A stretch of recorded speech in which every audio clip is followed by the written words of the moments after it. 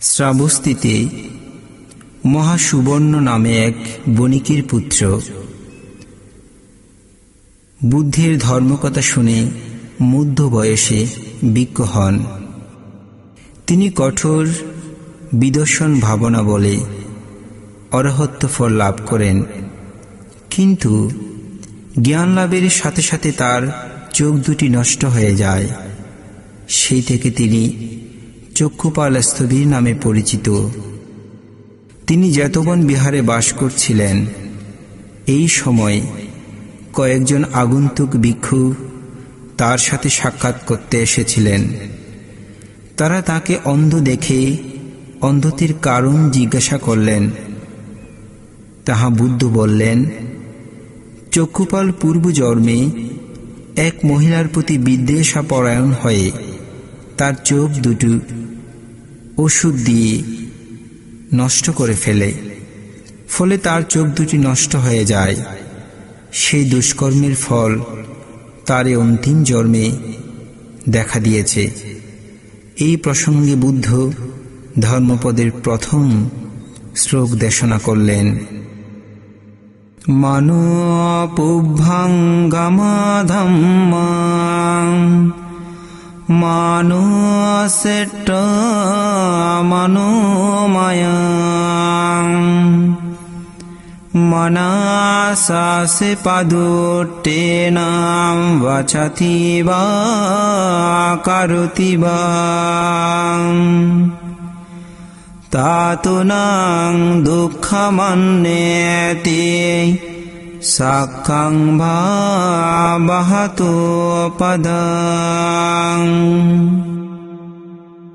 মন ধর্মসমূহের পূর্বগামী, মন তাদের প্রধান এবং ইহা মনোবয় বা মনের দ্বারা গঠিত। যদি কেউ দোষযুক্ত মনে কোনো কথা বলে কিংবা কাজ করে, তবে শটক বাহির বলদের প্রধানগামী চক্রের ন্যায় দুঃখ তার অনুসরণ করে।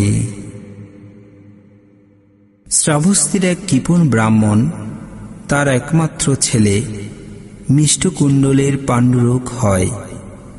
অর্থব্যয়ের ভয়ে সে পুত্রের কোনো চিকিৎসার ব্যবস্থা করল না। একদিন অদত্তপূর্ব পুত্রের মৃত্যু আসন্ন দেখে তাহাকে বাড়ির বারান্দায় ফেলে রেখেছিল। তখন বুদ্ধ জেতবন হতে তথায় উপস্থিত হয়ে মিষ্টকুণ্ডলকে তিসরণ মন্ত্রে দীক্ষা দিলেন। বুদ্ধ ধর্ম ও সঙ্গের কথা স্মরণ করতে করতে ছেলেটির মৃত্যু হয়। পরে ব্রাহ্মণ জানতে পারল যে মৃত্যুকালে পুত্রের চিত্ত বুদ্ধ অনুরাগে ভরপুর ছিল বলে দেবলোকে তার জন্ম হয়েছে। এই প্রসঙ্গে ধর্মপদের দ্বিতীয় শ্লোক বুদ্ধ কর্তৃক দেশনা করা হয়েছে।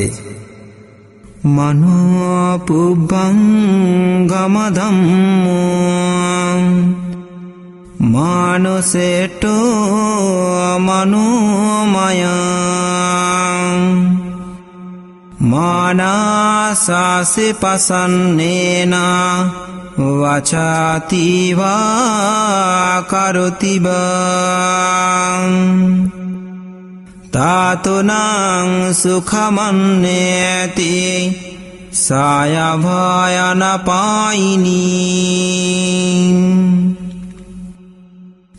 মন ধর্মসমূহের পূর্বগামী, মন তাদের প্রধান এবং ইহারা মনের দ্বারা গঠিত। যদি কেহ কুশল মনে কোনো কথা বলে কিংবা কাজ করে, তবে অবিচ্ছিন্ন ছায়ার ন্যায় সুখ তার অনুগামী হয়। শ্রাবস্তির জেতবন বিহারে বুদ্ধের অবস্থানকালে তার পিসিত ভাই তিস্য বৃদ্ধ বয়সে প্রব্রজা গ্রহণ করেন। তিনি স্থূলকায় ও দাম্ভিক প্রকৃতির লোক ছিলেন। তিনি সুরঞ্জিত চিবর পরিধান করে প্রতিদিন অতিথিশালায় বসে থাকতেন। একদিন কয়েকজন অতিথি ভিক্ষু সেখানে এলো। তিনি তাদের প্রতি অভদ্র ব্যবহার করল। ভিক্ষুরা তার প্রতিবাদ করলে তিনি বুদ্ধের কাছে গিয়ে তাদের বিরুদ্ধে অভিযোগ করলেন। তখন ভিক্ষুরাও বুদ্ধের নিকট উপস্থিত হয়ে সমস্ত কথা ব্যক্ত করলেন। তিস্যকে উপদেশ ছলে ত্রিলোকের শ্রেষ্ঠ পুণ্যপুরুষ তথাগত বুদ্ধ এই গাথাদ্বয় আবৃত্তি করলেন। অক্ষচিমাং অবধিমাং আজিনিমাং আহাসিমিং এচতং উপনয়হন্তি বেরং তেসং ন সম্মতি। আমাকে আক্রোশ করল, আমাকে প্রহর করল, আমাকে জয় করল, কিংবা আমার সম্পত্তি হরণ করল।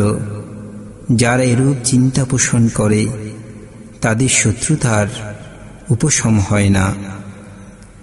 অক্ষচিমাং অবাধিমাং আজিনিমাং আহাসিমিং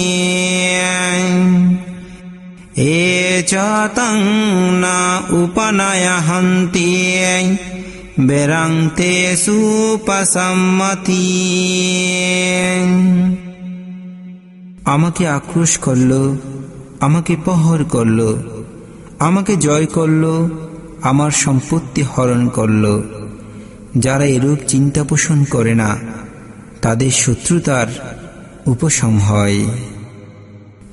শ্রাবস্তির এক তরুণ কৃষক মায়ের ঐকান্তিক আগ্রহে অনিচ্ছা সত্ত্বেও বিয়ে করেছিলেন, কিন্তু স্ত্রীর গর্ভে তার কোনো সন্তান সন্ততি হল না।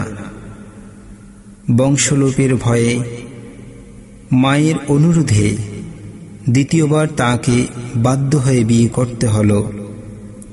দ্বিতীয় স্ত্রী গর্ভবতী হলে বন্ধ্যা স্ত্রীর বিষম হিংসা উৎপন্ন হল। গোপনে ওষুধ প্রয়োগ করে সে দুইবার সপত্নীর গর্ভস্থ সন্তান নষ্ট করে দিল। তৃতীয়বারও ওষুধ প্রয়োগের ফলে ব্রুসহ মায়ের মৃত্যু হল।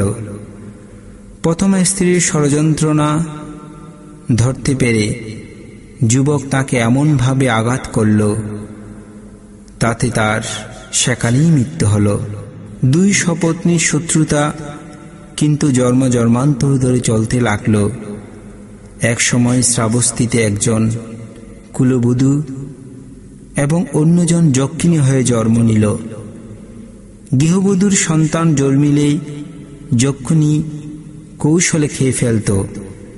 পুনর্বার খাওয়ার আগেই মহিলাটি ছেলেকে নিয়ে বুদ্ধের শরণাপন্ন হল। বুদ্ধ তখন তাদের বৈরিতা নিরসন করবার উদ্দেশ্যে এই গাথা ভাষণ করলেন। নাহি বেরানি বেরানি সম্মন্তিদা কুদাসনং আবেরনাস সম্মন্তি এসা ধম্ম সনাতনু। জগতে শত্রুতার দ্বারা কখনো শত্রুতার উপশম হয় না, মিত্রতার দ্বারাই শত্রুতার উপশম হয়। ইহাই সনাতন ধর্ম, ইহাই বুদ্ধের ধর্ম। কৌশুম্বীর গুষিতারামে দুজন বিনয় ও ধর্মকতিক ভিক্ষু বাস করতেন। তাদের অনেক শিষ্য ছিল। একদিন সাধারণ আচার ব্যবহার সম্পর্কিত এক প্রশ্নে নিয়ে তাদের মধ্যে মতভেদ দেখা দেয়। যথাসময়ে উক্ত প্রশ্নের মীমাংসা হয়ে গেলেও তাদের অনুচর তথা শিষ্যরা উত্তেজনার বশে বিবাদ করতে লাগল। ফলে তাদের উপাসক সমাজও দুই দলে বিভক্ত হয়ে যায়। বুদ্ধ স্বয়ং এই বিরোধ মিটাবার চেষ্টা করলেন বটে, কিন্তু ভিক্ষুগণের অবিবেচনার ফলে বিবাদের জের থেকেই গেল। বুদ্ধ অবিনীত ভিক্ষুদের সংস্রব ত্যাগ করে একাকী পারলীয় বনেই গিয়ে বসবাস আরম্ভ করতে লাগলেন। একদিন বুদ্ধ হঠাৎ চলে যাওয়ায় গৃহস্থ সমাজ বিচলিত হয়ে পড়ল। তারা বিরক্ত হয়ে ভিক্ষুদের সঙ্গে অসহযোগ আন্দোলন আরম্ভ করে দিল। তাতে ভিক্ষুদের আহার বন্ধ হওয়ার উপক্রম হল।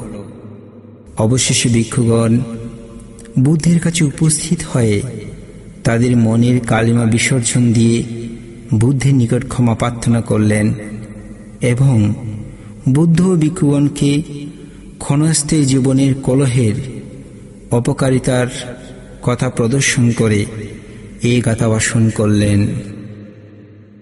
পারেশান বিজনন্তি মায়ামেতায় মামাসে ইয়া সতত বিজনন্তি তত সম্মন্তি মেধাগা। আমরা এখানে কোলাহলে নষ্ট হচ্ছি, অর্থাৎ অনুক্ষণ মৃত্যুর দিকে যাচ্ছি। কোলাহপ্রিয় লোকেরা ইহা বুঝে না। যারা বুঝে না, যারা উপলব্ধি করে না, তাদের কোলাহ কখনোই প্রশমিত হয় না। শ্বেতব্য নগরে চুল্যকাল, মধ্যকাল ও মহাকাল নামে 3 সহোদর একসাথে বাস করত। জ্যৈষ্ঠ ও কনিষ্ক ভ্রাতা বিদেশ থেকে পণ্যদ্রব্য আমদানি করত, মধ্যভাই তা বিক্রি করত। একদিন শ্রাবস্তীর জেতবনে বুদ্ধের ধর্ম উপদেশ শুনে মহাকাল অর্থাৎ ছোট ভাই শ্রদ্ধায় এবং চুল্যকাল গতানুগতিকভাবে প্রভুজা গ্রহণ করেন। মহাকাল শ্মশানে গিয়ে ধ্যান কার্যে রত থেকে জীবদেহের অনিত্যতা উপলব্ধি করে মার্গফল লাভ করলেন। কিন্তু চুল্যকাল পার্থিব রূপ, রস, শব্দ, গন্ধ, স্পর্শ ইত্যাদির আকর্ষণে আকৃষ্ট হয়ে বিচরণ করতে লাগল। একদিন বুদ্ধ শিষ্যগণ নগরে উপস্থিত হলে উক্ত বণিকের ঘরে নিমন্ত্রিত হলেন। কিন্তু গৃহে নিমন্ত্রণে গিয়ে চুল্যকাল পরিজনবর্গের আকর্ষণে পড়ে প্রভুজ্য ত্যাগ করে গৃহী ধর্মে ফিরে যায়। এই উপলক্ষে বুদ্ধ 2টি গাথা ভাষণ করলেন। শুভানুপাসিং বিহারন্তং ইন্দ্রিয়েষু অসংভূতং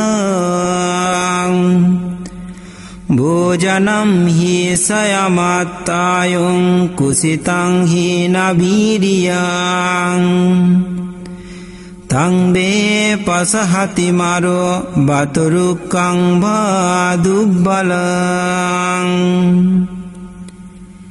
যে দেহের বাহ্যিক শোভাদর্শী, ইন্দ্রিয় সমূহে অসংযত, ভোজনে মাত্রা জ্ঞানহীন, অলস্যপরায়ণ ও হীনবীর্য, বায়ু বিধ্বস্ত দুর্বল বৃক্ষের ন্যায় মার তাকে অভিভূত করে। অশুভানুপাসিং বিহারন্তং ইন্দ্রিয়েষু অসুসংভূতং ভোজনম ইয়মাত্তায়ং শ্রদ্ধং আরাধ্যবীর্যং তং বে ন পসহতি মারো বাতুসলং বাপবতং।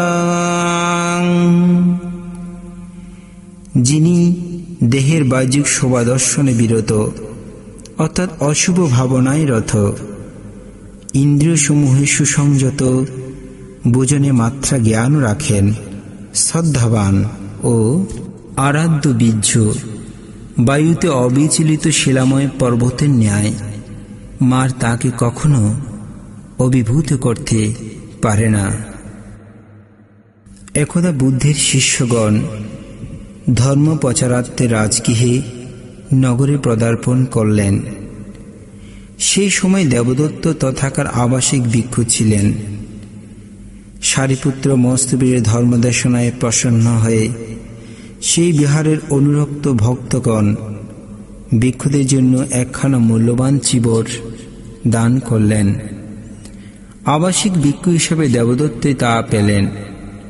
ওই চিবর রঞ্জিত করে তিনি সগর্বে ও মনুষ্যকে বিচরণ করতে লাগলেন। তার এই অশোভন আচরণে লোকেরা তাকে নিন্দা করতে লাগল। রাজগৃহে হতে একজন ভিক্ষু শ্রাবস্তিতে এসে এই সমস্ত ঘটনায় তথাগত বুদ্ধকে অবহিত করলেন। তখন বুদ্ধ কাঁসায় বস্ত্র পরিধানের যোগ্যতা ও অযোগ্যতা সম্বন্ধে এই দুটি কথা ভাষণ করলেন। অনিকাসাবাকাসাবাং ইয়োবাত্তাং পারিদাহেসতি আपेतो দামাসাসেনা নাসু কাসাবা মারাহাতি। যে কামর আঘাতে কুরুষযুক্ত হয়ে গৈরিক বস্ত্র পরিধান করে অথচ সত্য ও ধর্মগুণবিহীন, সে প্রকৃতপক্ষে গৈরিক বসনের অনুপযুক্ত। यो सवन्तकसवासा शीलेषु असुसमाहितो उपेतो धामसासेना सवेकसवामराहति।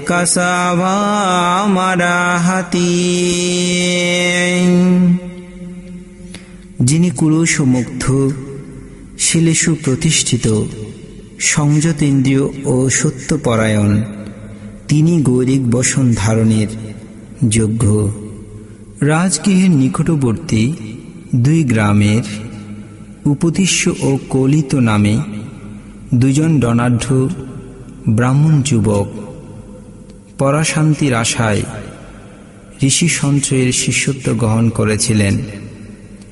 সঞ্চয়ের নিকট নিবৃত্তি পথের যথাযথ সন্ধান না পেয়ে তারা ক্ষুণ্ণ মনে নিবৃত্তি লাভী মহাগুরুর সন্ধানে বের হলেন। একদিন তারা ভিক্ষাচারণরত অর্হৎ অশ্বজিৎ স্থবিরকে দেখতে পেলেন। তার ধীর মন্তর গতি, সুসংযত গমন দর্শন করে উপতিষ্য অত্যন্ত প্রসন্ন হয়ে এই মহাপুরুষের নিকট মুক্তির সন্ধান লাভ করতে পারব এই মনে করে তার অনুসরণ করলেন এবং ভিক্ষুর আহারকৃত সমাপ্ত হলে মুক্তির পথের সঠিক ঋজুমার্গে বিষয় জিজ্ঞাসা করলেন। স্থবির অতি সংক্ষেপে তথাগত বুদ্ধের সুব্যাখ্যাত ধর্মের সারতত্ত্ব উচ্চারণ করলেন। তা শ্রবণ করে তার ধর্মচক্ষু জ্ঞান উৎপন্ন হল। নির্বাণ লাভের জন্য তিনি ভগবান বুদ্ধের নিকট যাত্রা করার অভিলাষ জ্ঞাপন করলেন। কিন্তু তিনি মনে করলেন তার এক বন্ধু আছে, সেই কলিত, তাকেও সাথী করে নিয়ে বুদ্ধ দর্শনে যাবেন এই চিন্তা করতে লাগলেন। আবার ভাবলেন, আমাদের গুরু ঋষি সঞ্জয়কেও মুক্তির পথ প্রদর্শন করবার দায়িত্ব আমাদের আছে, তাই তাকেও সঙ্গে করে বুদ্ধ দর্শনে নিয়ে যাওয়ার সংকল্প করে এবং ঋষিকে আহ্বান করলেন। কিন্তু ঋষি কোনো ক্রমে তাহা গ্রহণ করলেন না। তাই উভয় বন্ধু তাদের অনুচরবর্গ নিয়ে রাজগৃহের বেণুবনে বুদ্ধের নিকট উপস্থিত হলেন। উপতিষ্য কলিত বুদ্ধের নির্বাণ দেশনায় সত্যপদের সন্ধান পেয়ে বুদ্ধ শাসনে প্রভুজিত হয়ে অচিরে অরহত্ব ফল লাভ করলেন এবং সারিপুত্র ও মহামোঘ্গলায়ন নামে প্রসিদ্ধ লাভ করে বুদ্ধের অগ্রশ্রাবক হলেন। তাদের পূর্বগুরু সঞ্জয় তাদের আহ্বানে ও বুদ্ধ দর্শনে আসেনি একথা তথাগত বুদ্ধকে জ্ঞাপন করলে তথাগত বুদ্ধ দুটি গাথা উচ্চারণ করলেন। असरे सरमतिनु सारे सरा सदासिनु ते सरं नदिगच्छन्ति मिश्र संकल्पगोचर। যারা অসারকে সার এবং সার বস্তুকে অসার মনে করে সেই মিথ্যা সংকল্প বিলাসীরা প্রকৃত সার বস্তু লাভ করতে পারে না। সারাংশ আসারতয়াত আসারাংশ আসারত তে সরং অধিগচ্ছন্তি সম্মসংকল্পগোচর। যারা সার বস্তুকে সার এবং অসার বস্তুকে অসার রূপে জানেন সেই সম্যক সংকল্পগোচর ব্যক্তিরা প্রকৃত সারবস্তু লাভ করতে সমর্থন হন। গৌতম সিদ্ধার্থ বুদ্ধত্ব লাভ করার পর ধর্ম প্রচারার্থে রাজগৃহে এসে বেণুবনে বাস করছিলেন। পিতা শুদ্ধোধন তখন পুত্রকে কপিলাবস্তুতে আনবার জন্য দূত প্রেরণ করলেন। একে একে 10 জন দূত পাঠালো, কিন্তু প্রত্যেকে বুদ্ধের ধর্মকথা শুনে ভিক্ষু সঙ্গে যোগদান করেছিল, কেউ ফিরে এলো না। অবশ্য মন্ত্রী কালুদায়ীর একান্ত অনুরোধে বুদ্ধ কপিলাবস্তুতে পদার্পণ করলেন। তখন বুদ্ধের বৈমাত্রীয় ভ্রাতা নন্দের রাজ্য অভিষেক ও বিবাহ উৎসব চলছিল। পরে বুদ্ধের উপদেশে নন্দ ভিক্ষু ধর্ম গ্রহণ করল, কিন্তু পত্নীর প্রেমে তাকে বারবার সংসারের প্রতি প্রলুব্ধ ছিল। বুদ্ধের প্রভাবে নন্দ অরহত্ব লাভ করল। ভিক্ষুরা কথার প্রসঙ্গে বুদ্ধকে নন্দের অভূতপূর্ব পরিবর্তনের কথা জানতে চাইলে বুদ্ধ এই গাথায় ভাষণ করলেন। यथागरं दुच्छन्नं बुद्धि समाति विज्जति एवं अभवितं चित्तं रागो समाति विज्जति। দুরাচ্ছাদিত গৃহে যেমন বৃষ্টি প্রবেশ করে না, তেমনি সাধনাবিহীন চিত্তে কামরাগ প্রবেশ করে না। यथागरं शुच्चन्नं बुद्धिन समाति विज्जति एवं सुभावितं चित्तं रागो न समाति विज्जति।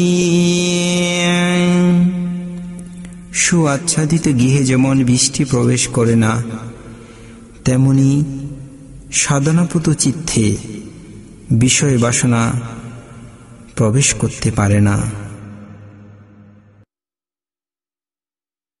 শ্রাবস্তিতে এক ধর্মপ্রাণ উপাসক মৃত্যুকালে সাতিপাট্টন সূত্র শ্রবণ করার ইচ্ছা প্রকাশ করলেন।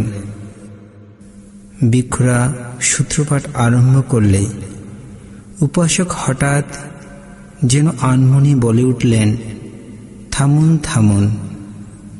তখন ভিক্ষুরা সূত্রপাঠ বন্ধ করে চলে গেলেন। তাতে উপাসকের আত্মীয়স্বজনরা কাঁদতে লাগল। কিছুক্ষণ পরেই উপাসক প্রকৃষ্ট হলে সমস্ত বিষয় অবগত হলেন। তারপর তিনি বললেন, ভিক্ষুগণকে তো আমি থামতে বলিনি, অধিকন্তু আমাকে স্বর্গ থেকে নিয়ে যাওয়ার জন্য 6টি রথ এসেছিল। তারাও কেউ বলল আমার রথে উঠো, কেউ বলল আমার রথে উঠো।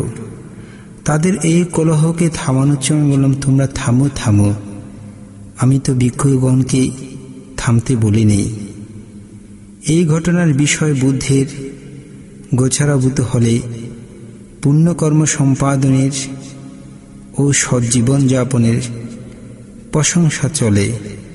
তিনি এই গাথা ভাষণ করলেন। ইদমুদাতি পেসমুদাতি kata punyo yubayattamodati so amodati so pamodati dissakamma visuddhimathanu। কৃতপূর্ণ ব্যক্তি ইহলোক পরলোক উভয় লোকে আত্মপ্রসাদ লাভ করেন। স্বীয় কর্মশুদ্ধি দর্শন করে তিনি আনন্দ পরমানন্দ লাভ করেন। দেবদত্ত প্রমুখ 6 জন সাক্ষ্য সন্তান বুদ্ধের নিকট ভিক্ষুব্রত গ্রহণ করলেন। লৌকিক সাধনার দ্বারা দেবদত্ত কিছু লৌকিক ঋদ্ধি অধিকারী হয়েছিল। তথাগত বুদ্ধ এবং তার অশীতি প্রধান শিষ্যের সুখ্যাতি দেবদত্ত সহ্য হল না।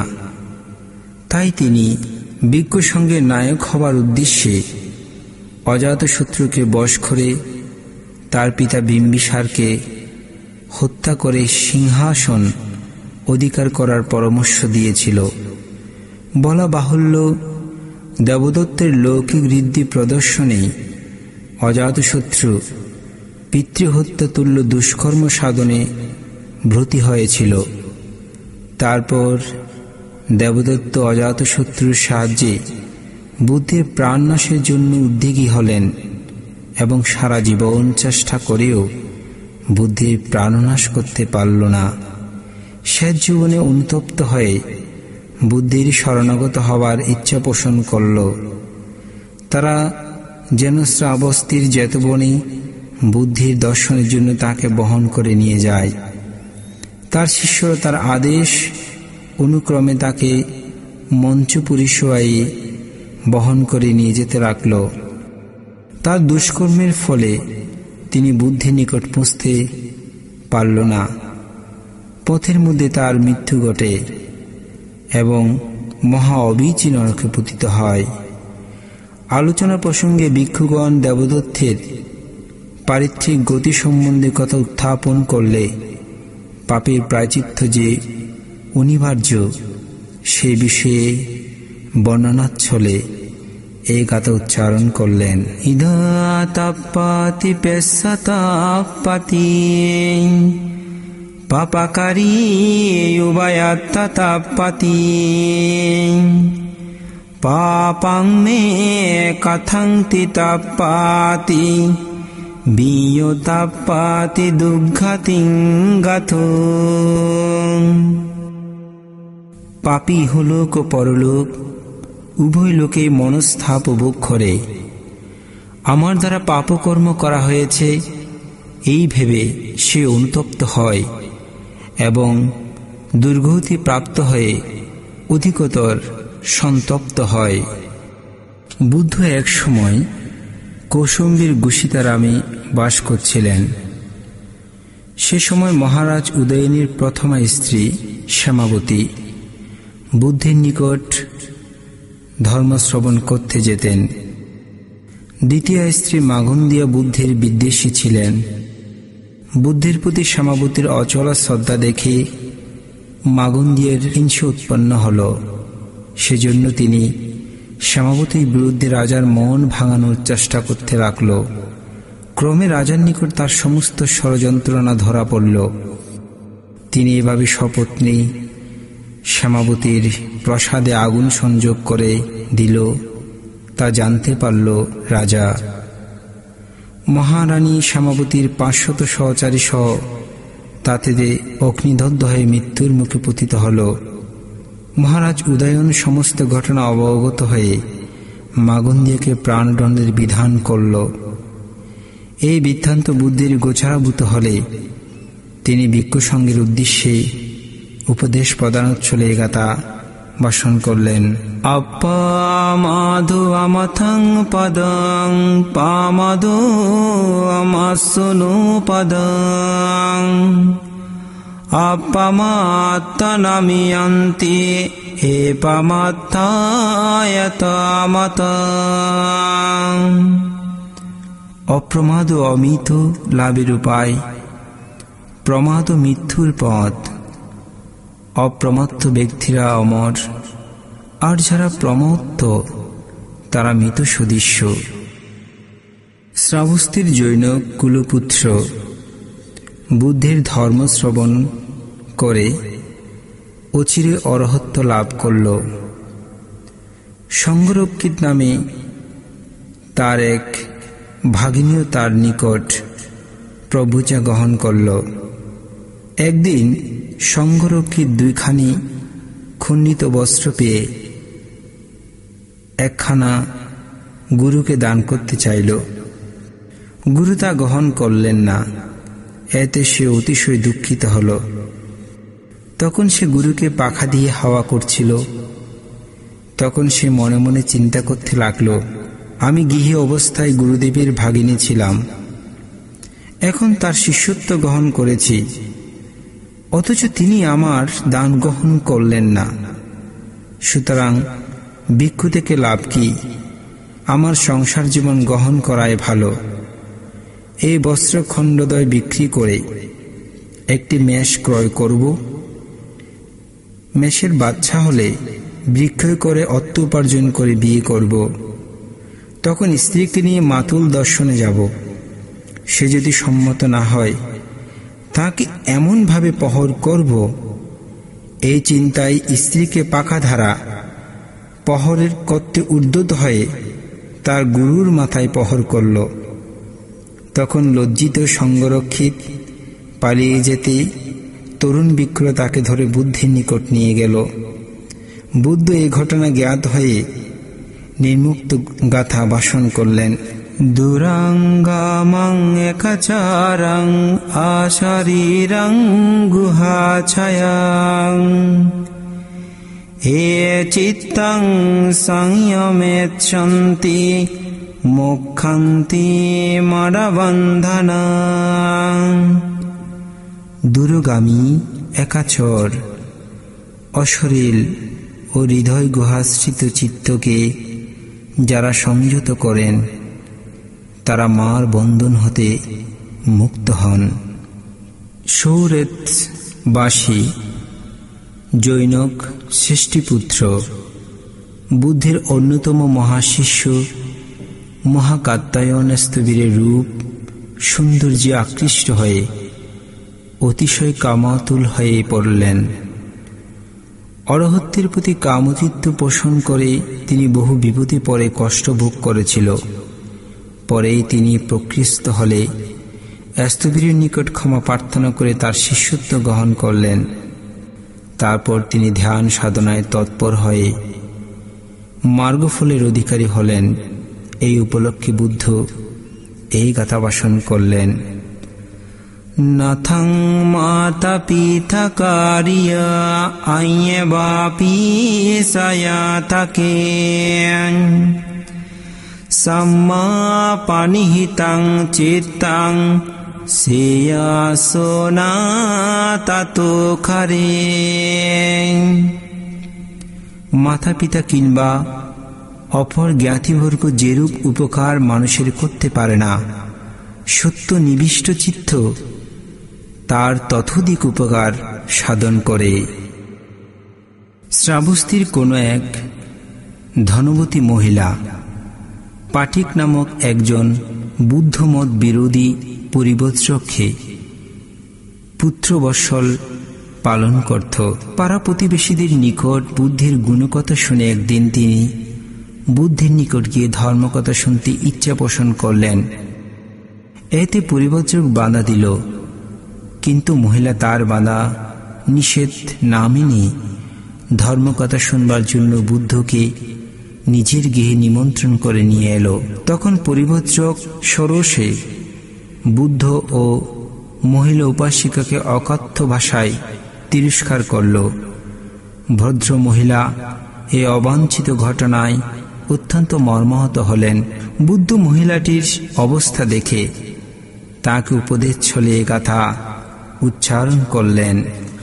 না পারে সং বিলোমানি না পারে সং কথা কথাং আত্মানো বা আবেগেয়ং কথানিয়া কথানিস।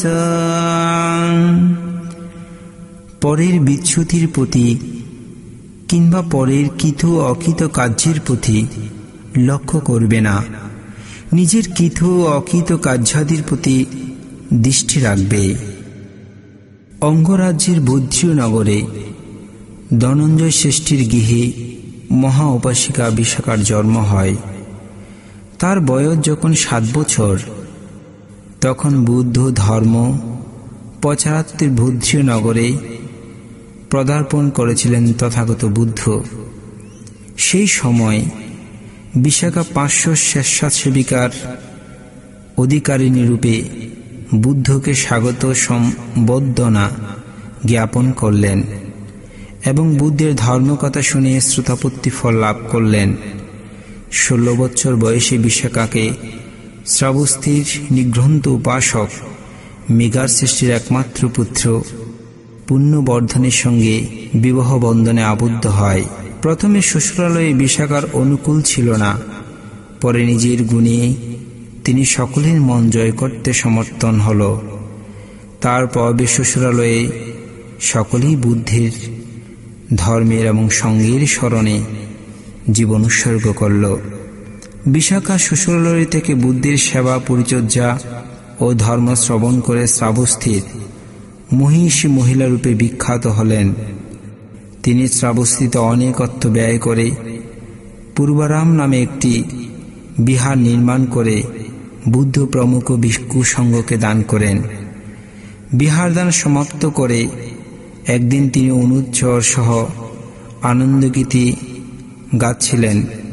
বিক্রেতার আনন্দ উচ্ছ্বাসে বুদ্ধকে এই বিষয়ে জ্ঞাপন করলেন।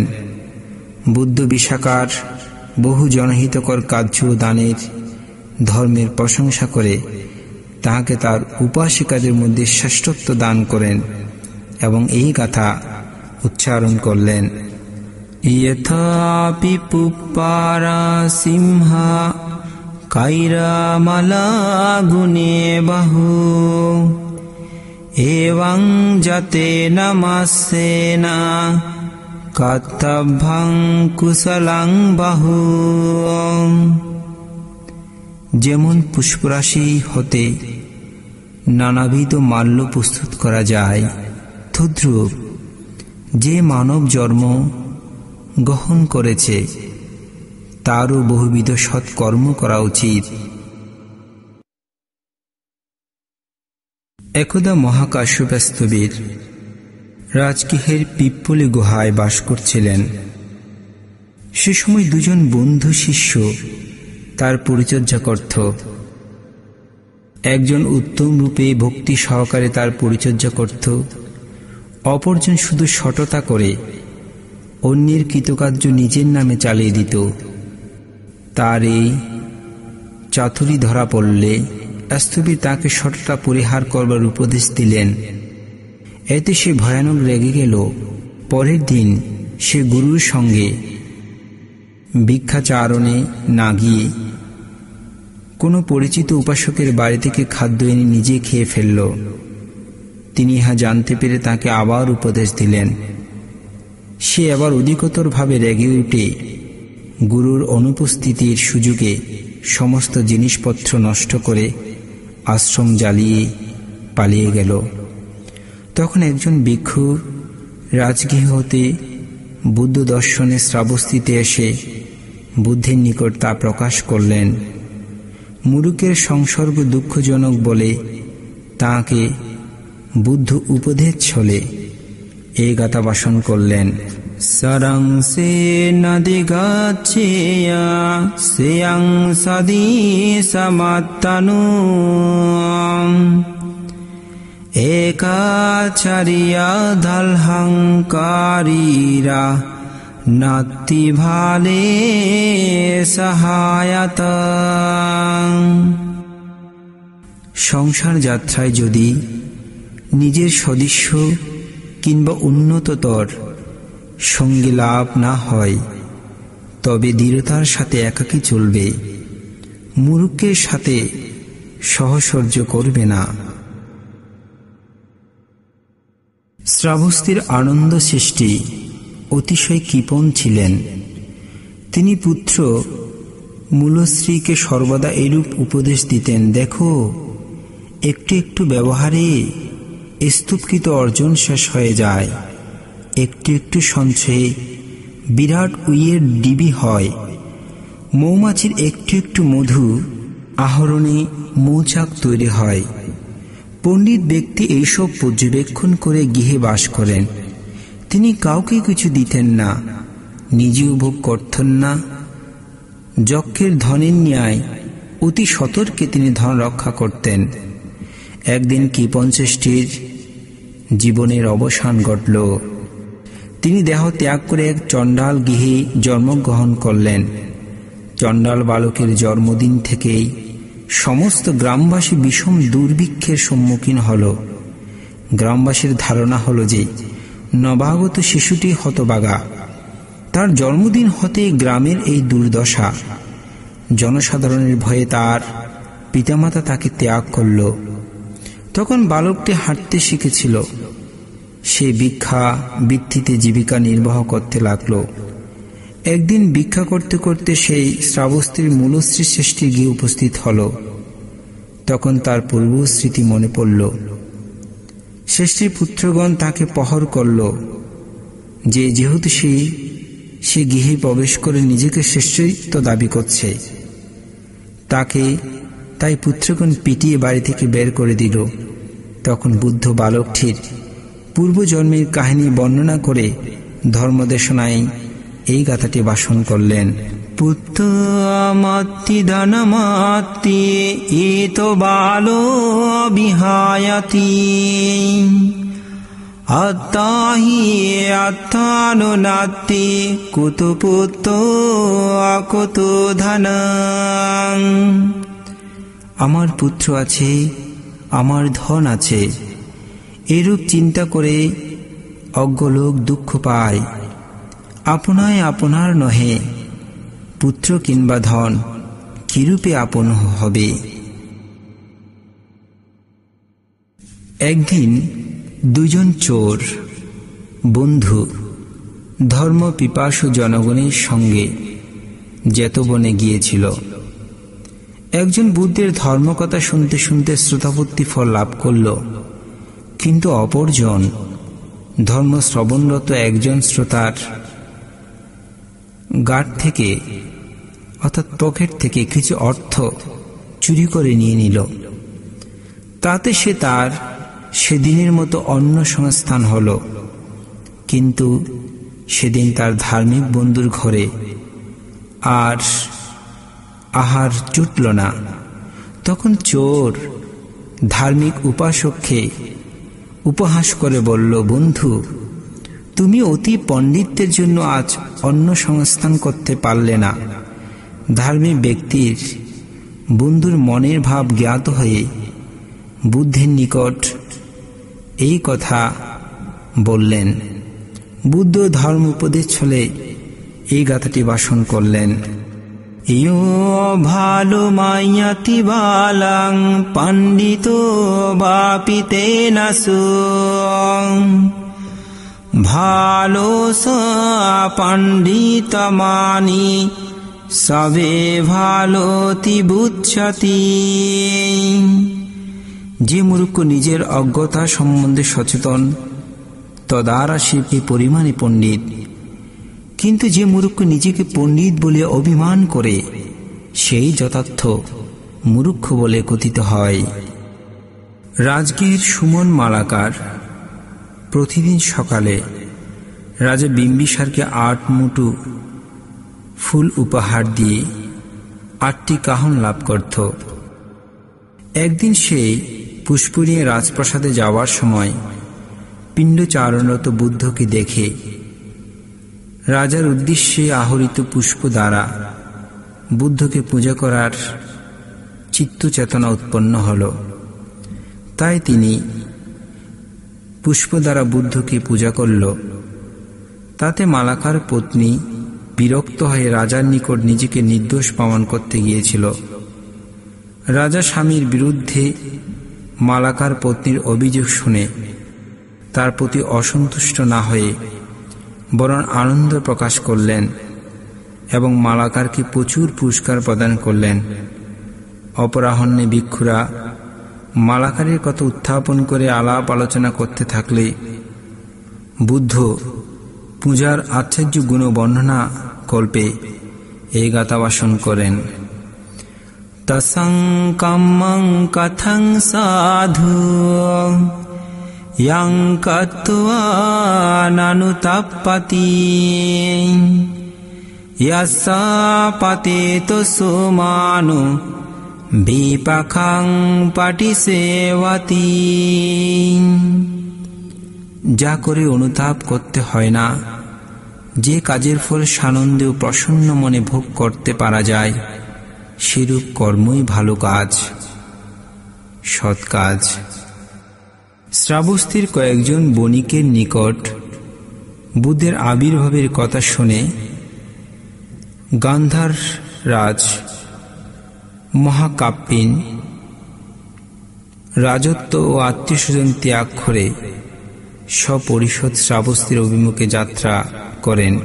পথে মধ্যে চন্দ্রা নদীর তীরে বুদ্ধের দর্শন লাভ হয় এবং ধর্ম শ্রবণ করে শ্রোতাপত্তি ফল লাভ করেন।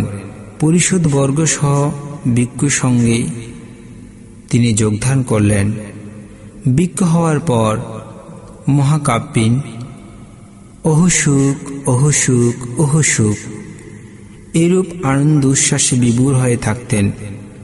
ইহা অনেকে দর্শন করে মনে করতেন যে তিনি এখন দায়ক দায়িকাদের দানকৃত অর্থ ভোগ করে কাজকর্ম পরিত্যাগ করে মহা আনন্দ উপলব্ধি করছেন, তাই মনে হয় অহিসুখ অহিসুখ করছেন। এই কথা আলোচনা করতে করতে বুদ্ধের কানে যায়, বুদ্ধের কর্ণগোচর হয়। বুদ্ধ জানতেন যে মহাকাপ্পিনের বহুবিধ সম্পদ থাকা সত্ত্বেও সেগুলো তিনি পরিত্যাগ করে ধর্ম আচরণের মাধ্যমে তিনি মার্গফল লাভ করেছেন বিধায় তার সেই লোকোত্তর সুখের জন্য তিনি অহসুখ অহসুখ করছেন। তাই বুদ্ধ এই মহাকাপ্পিনীর প্রশংসাচ্ছলে এই গাথা ভাষণ করলেন। ধাম্মাপিতি সুখং সেতি বিপাসান্নেন চেতসা আর্যাপ্যবেদিতে ধাম্মে সদারামিতি পাণ্ডিত। ধর্মপ্রাণ ব্যক্তি প্রসন্ন চিত্তে সুখে বাস করেন। পণ্ডিত ব্যক্তি আর্য উপদিষ্ট ধর্মে সর্বদা রত থাকেন।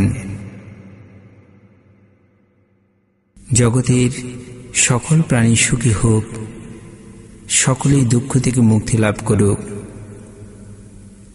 জগতের সকল হৃদয়ে নির্বাণ বীজ উৎপন্ন হোক।